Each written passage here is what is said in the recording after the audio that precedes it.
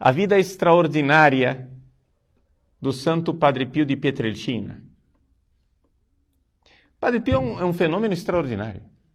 Padre Pio é o santo mais providencial do século XX. Porque Deus deu à igreja do século XX o que ela mais precisava. Por quê? No século em que haveria a crise do sacerdócio, Deus dá à igreja o único sacerdote estigmatizado da história da igreja. É o único. Muitos santos receberam os estigmas, mas nenhum era padre. Só Padre Pio era padre. São Francisco tinha os estigmas, mas era leigo. Outros santos leigas e leigos receberam os estigmas. Mas padre, sacerdote, se você exclui São Paulo, porque existe uma hipótese de que São Paulo tinha tido os estigmas, né? Porque São Paulo diz em uma das cartas, carrego em mim as marcas da paixão de Cristo. Então, alguns interpretam assim, mas é uma hipótese. É uma hipótese. Se você tira São Paulo da lista, o Padre Pio é o único sacerdote da história da igreja que tem os estigmas. Para fazer com que as pessoas experimentem e vejam que Cristo vive nos seus santos. E Cristo vive nos seus santos de uma forma extraordinária na vida do Santo Padre Pio de Pietrelcina.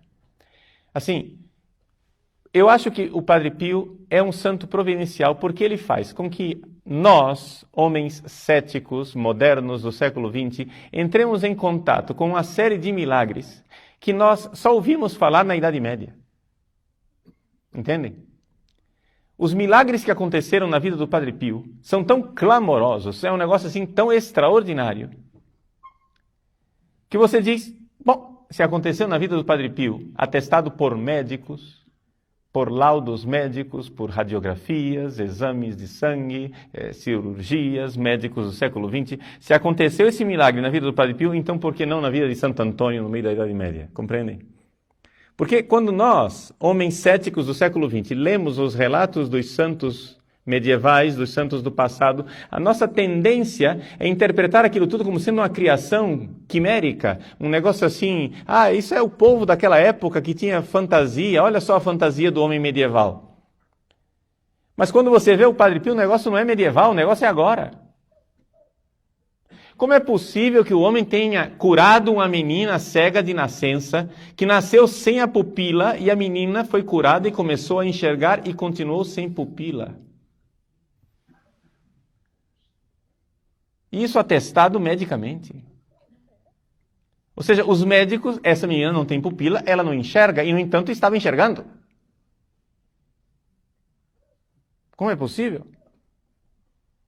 E não é assim, dizem. Não, a menina com nome, eu não sei o nome e o sobrenome aqui de cor, mas é atestado nos livros com laudos médicos e tanto assim de testemunhas. Casos extraordinários, como por exemplo, o caso de uma senhora que levava uma criança recém-nascida para ser curada pelo Padre Pio. A criança tinha sido desenganada pelos médicos. Os médicos disseram, essa criança vai morrer, não tem jeito. A mãe, contrariando os médicos, tirou a criança do hospital, colocou a criança no trem com ela, viajou de trem para Pietrelcina com a criança recém-nascida, agonizante. No meio do caminho a criança morreu. A mulher escondeu o cadáver da criança dentro da mala. Uma mala de plástico dentro da qual qualquer criança teria morrido sufocada. Era impossível que aquela criança estivesse viva. Para não parar o trem e ter que levar para o necrotério, etc., ela escondeu o cadáver da criança dentro da mala, chegou até San Giovanni Rotondo, entrou na igreja onde Padre Pio estava saindo do confessionário naquele momento e estava na presença de um médico. Providencialmente havia um médico ali. A mulher vê o Padre Pio, tem uma crise histérica, começa a gritar, abre a mala e mostra o cadáver da pequena criança. Padre Pio toma o cadáver nas mãos, olha para a criança, chora e diz, "Ma guarda, é viva." E entrega a criança viva nas mãos da mãe. O médico que estava ali presente disse que era impossível que aquela criança estivesse viva. Eu vi a mãe tirar a criança de dentro da mala. Qualquer criança teria morrido sufocada.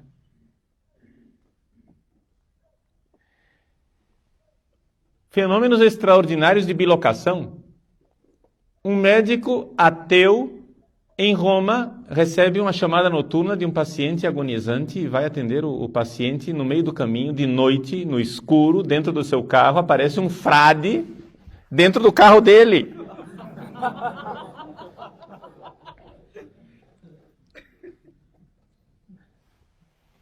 Ele olha para o frade, sem acreditar no que está vendo, passa a mão e não tem nada. Mas ele vê o frade. E o frade diz para ele: o paciente tem tal doença, você vai tentar este tratamento, não faça isso porque ele não vai dar certo, faça tal outra coisa que vai funcionar. O médico ateu chega lá, constata que a doença é exatamente como o frade descreveu, tenta mesmo assim a terapia que o frade tinha dito que não ia funcionar, de fato não funcionou, ele tenta a segunda vez aquilo que o frade havia aconselhado e funciona.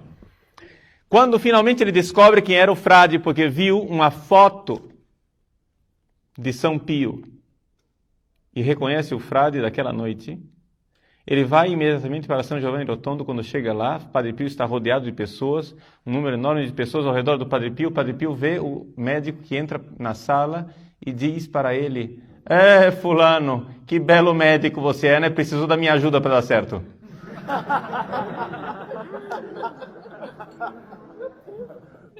É evidente que se converteu. Pilotos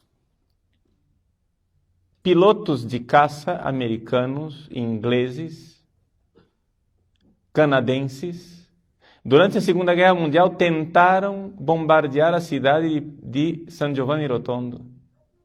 E não conseguiam bombardear a cidade porque durante o voo lhes aparecia um, aspas, monge voando, que impedia os aviões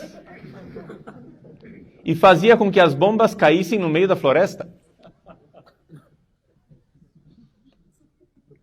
Um destes oficiais americanos, depois que terminou a guerra, ouviu falar do tal do monge misterioso, feiticeiro, que morava naquela cidade, e ele, protestante que era, quis conhecer o Padre Pio. Padre Pio se encontrou com ele e, falando no dialeto em que ele sempre falou, não falou sequer em italiano, falou em dialeto com o americano. O americano, quando terminou o encontro, disse que não sabia que Padre Pio falava tão bem inglês. É evidente que se converteu também este. Coisas assim inacreditáveis. E isso, assim, para falar as coisas mais clamorosas, mas milagres e milagres, mas não, centenas de milagres. Centenas de milagres atestados por médicos. Centenas de milagres atestados por médicos. E ver aquele homem com aquelas chagas, sofrendo, casos, assim, carregando o sofrimento de Cristo no seu corpo. Padre Pio, antes de receber as chagas, ele tinha febre de 48 graus, de 58 graus. Colocava um termômetro nele e ele estourava os termômetros. Não havia termômetro humano que medisse a temperatura dele. Eles pegavam um termômetro de banheira para conseguir medir a temperatura de Padre Pio. Era medicamente impossível que aquele homem estivesse vivo com aquela febre. E, no entanto, estava lá. E o Padre Pio dizia muito acertadamente: eu sou um mistério para mim mesmo. Meus queridos, um homem que no meio do nosso mundo cético falava claramente para os seus filhos espirituais: deem tarefas para os seus anjos da guarda. Um dia Padre Pio estava lá rezando com um terço na mão. Veio um frade falar com ele, espera aí, porque Padre Pio tinha um temperamento que não era fácil, Italianão bruto, não é? Um caratteraccio, como dizem os italianos, que... Padre Pio repreendeu o frade que se aproximava. Depois que passou o momento, ele chamou o frade. O que é que você quer? Ah, desculpa, Padre Pio, eu não vi que o senhor estava rezando o terço. Mas que rezando o terço? Você não viu a fila de anjos? Eu estava atendendo o anjo da guarda dos meus dirigidos espirituais.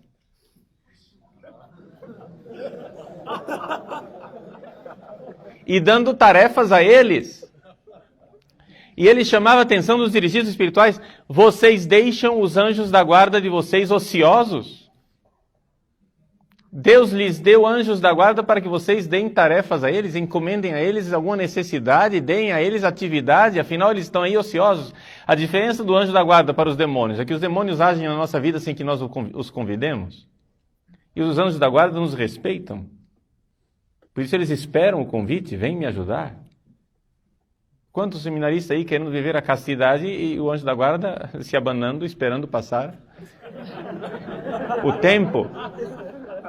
Mas meu filho, peça para o seu anjo da guarda, porque afinal, não pense que se você tem dificuldade de viver a castidade, que essa dificuldade seja simplesmente as suas carências. Chega de psicologismos, ou seja, eu não sou contra a psicologia. Se você faz acompanhamento psicológico, continue, graças a Deus a psicologia existe, mas não é somente isso.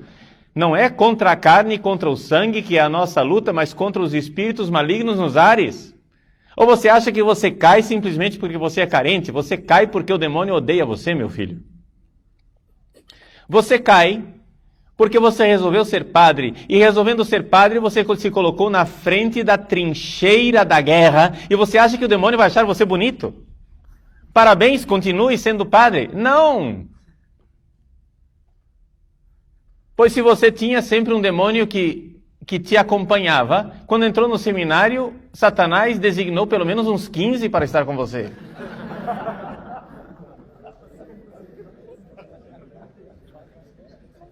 Porque ele não é idiota.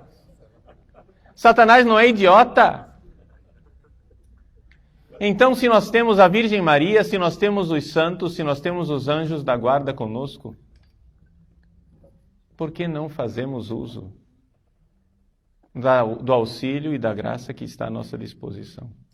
Meus queridos, a experiência cristã é a experiência de que Cristo vive nos seus santos, vive na sua igreja. Essa é a experiência básica, é um acontecimento. Se você quer contar a história da igreja, conte a história dos santos, conte a história dos milagres ao longo dos séculos. Esta é a verdadeira história da igreja. Esta é a igreja fundamental, essa é a história da igreja, real, concreta. Não é uma ideologia, é uma realidade, é um acontecimento, é Cristo vivo. Saulo, por que me persegues? Porque Cristo vive na sua igreja. A igreja é uma continuidade do mistério da encarnação. Cristo está vivo na sua igreja. Jesus, quando ele subiu aos céus, ele não deixou aqui um livro. O cristianismo não é a religião do livro, é a religião de uma pessoa. A palavra de Deus se fez carne e continua sendo carne na igreja. A palavra é carne. Olhe para os estigmas, para as chagas do Padre Pio e diga: a palavra é carne. Isso é a Igreja Católica.